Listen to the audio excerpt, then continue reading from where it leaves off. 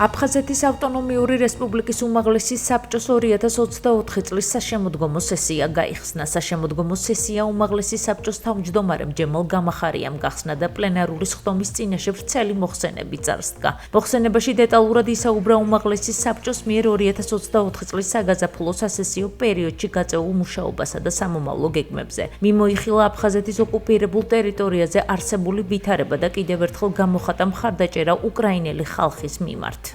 იყო საუბარი იმ კანონპროექტებზე, რომლებიც ან წარდგენილია საქართველოს პარლამენტში, ან კიდევ მზადდება, ფაქტობრივად უკვე მომზადებულია და მალე იქნება წარდგენილი პარლამენტში. ეს ეხება სხვადასხვა კანონებში ცვლილებებს.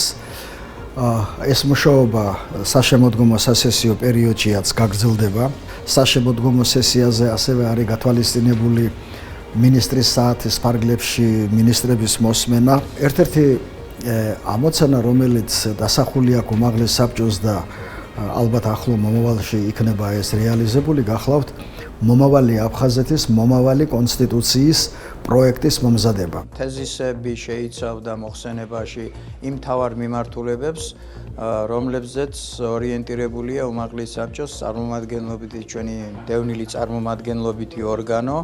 თავის საქმიანობაში ამ უახლოეს პერიოდში დიდი ყურადღება დაეთმო აფხაზეთის მთავრობის საქმიანობისადმი კონტროლს, ბიუჯეტის მართვის საკითხებს, გამახვილდა ყურადღება უმაღლეს საბჭოს აპარატის საქმიანობის ეფექტიანობის ამაღლებაზე.